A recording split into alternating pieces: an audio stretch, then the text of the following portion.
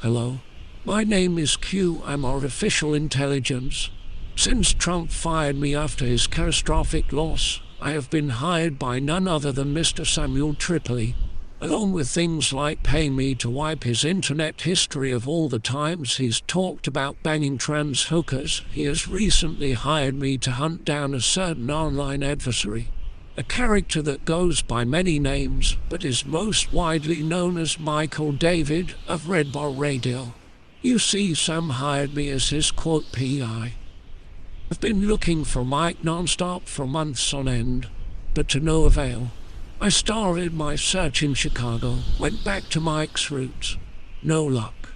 He's not one to make too many friends, I quickly realized, and that made my task of tracking him down even more strenuous. Finally, after reviewing recent Scars Club episodes, I was able to piece together that Mike and his wife Julia had both packed up and left for the desert, in fear for their lives after George Floyd was brutally murdered.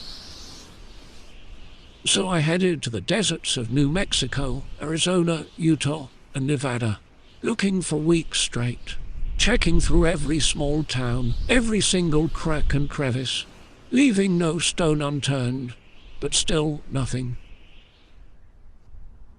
I have spent most of my discouraged nights going through all the Redbar archives in hopes of finding clues, anything. This Michael David is an elusive fellow, but Mr. Tripoli is relentless. He has partnered with other comedians in the scene that share the same hatred for Redbar to be able to fund his quote-unquote takedown. Unfortunately, little does he know that he's paid me to go through so much Redbar content that I have actually grown rather fond of this chap. Mike is surprisingly humorous, and I like his hot takes. My search for the mysterious Redbar has anticlimactically come to an end.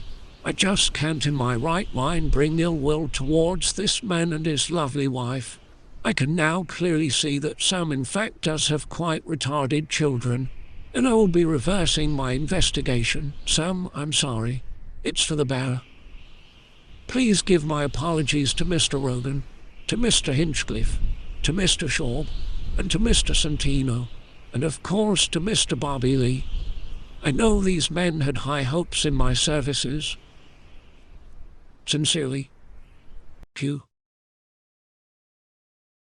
I don't care if you're on your ventilator. I don't care what the fuck's gonna happen. We're gonna have a fucking day. You gotta come up for breath sometime, motherfucker. And when you do, people are gonna find you, and I'm gonna fuck you up.